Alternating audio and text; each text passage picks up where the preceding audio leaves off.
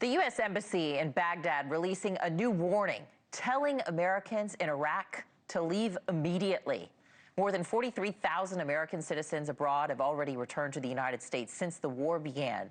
U.S. citizens in 14 Mideast countries, from Iran to Palestinian territories, are being advised to leave due to safety risks. But many still are struggling to book commercial flights with limited flight options and increased security. Well, joining us now is Bryan Stern. He's a Purple Heart recipient, former Navy SEAL, and a first responder on the scene during the 9/11 attacks. He now leads Greybull Rescue. It's a private international rescue organization specializing in planning and leading rescue operations in conflict zones, natural disasters, and for victims trapped in sensitive crime situations. First, thank you for what you're doing, and thank you for your service. Thanks so much. And I was not a SEAL. I was an intelligence officer, to be clear. Okay. With a different kind of thing. Okay. Well, thank you for clarifying that. We didn't have that in there properly, but I'm glad you clarified that for us. What's your reaction to this warning from the embassy in Baghdad? How hard is it going to be for people to get out right now? Is it easier said than done? Yeah, travel in the Middle East right now is hard. Lots of cancellations, lots of closures, lots of hot airspace. There's missiles and drones and things flying through the sky. So, yes, there are commercial options available, but they are far and few between. There's also a huge demand. So there's only so many aircraft available. Those aircraft keep getting canceled. And if you're an American citizen, probably you're struggling if you're still in the Middle East, which is exactly where Greybull Rescue comes into play. And what's sort of the toughest part of this for people who are there? Is it the availability? Is it navigating through all of this? I mean, what's communication like there right now?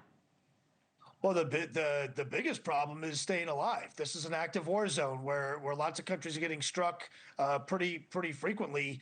So I mean, this is war. There are things falling from the sky that go boom, and there are Americans being held at risk because of that. So that's the obviously the highest risk. The other problem is figuring out unique and creative ways to get out, and that's also presenting a lot of challenges. Well, in a war like this, it's escalating. What does your organization do to try to take action? What are the first steps? The first thing that people can do is register. Number one, register with STEP, State Department. The State Department STEP program is a phenomenal program. The second thing they can do is go to greybullrescue.org, and that's where you can go to ask for help. And we've been evacuating Americans since the Ayatollah got killed. We've done many operations. We've rescued hundreds of people from this particular conflict. We just completed our 808th mission. Wow. Just the other day. Wow. We're doing all throughout the region. So the other thing that I'll say is if you're not in trouble, but you care about Americans, you can go to greybullrescue.org and donate. We are a nonprofit. We don't receive a penny from the government. We don't even get a thank you note from the government. So greybullrescue.org is where people can go to donate. Airplanes do not fly themselves. Buses buses need this thing called gas. So we need public support to save our people for sure. You said 800 rescues. That is just incredible. It's astounding. Thank you. Where would these people be without you? Stuck. We received over 300 requests today. Just today. So we have literally thousands of people begging for help. Some people are figuring it out. Some people are getting out on State Department aircraft. Some people are doing other things. But at the end of the day, we're 14, 15 days into this conflict, and Americans are still struggling, and that is the problem.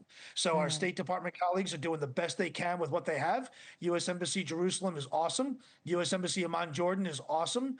A lot of people are being dropped off in Athens. U.S. Embassy Athens is really awesome. They're doing the best they can.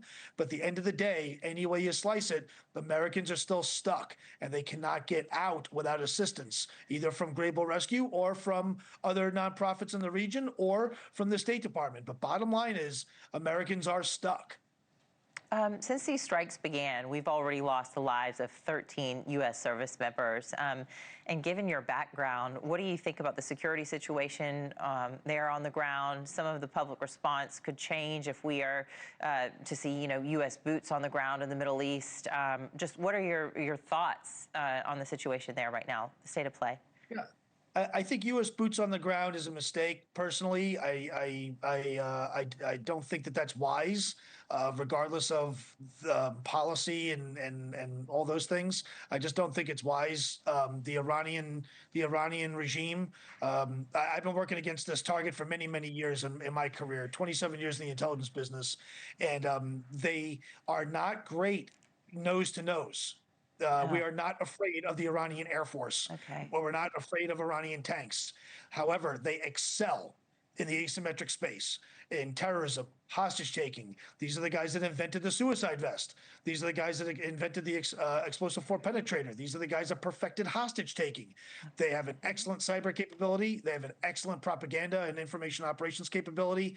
And frankly, they are all over the place, even here in the homeland. So care must be taken. Care must be taken to not make this conflict more complicated and complex than it needs to be. Wow.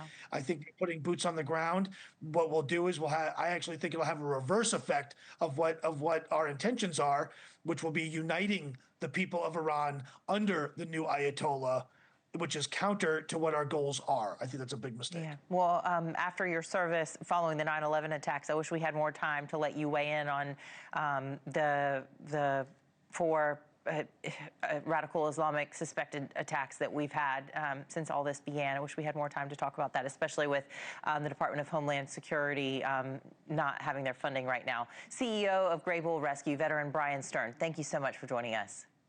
Thank you. Please go to greybullrescue.org and donate. We need your help. Thank you for what you're doing. Thank you for watching. Subscribe below and download our NewsNation app right now on your phone, and you will get fact-based, unbiased news for all Americans.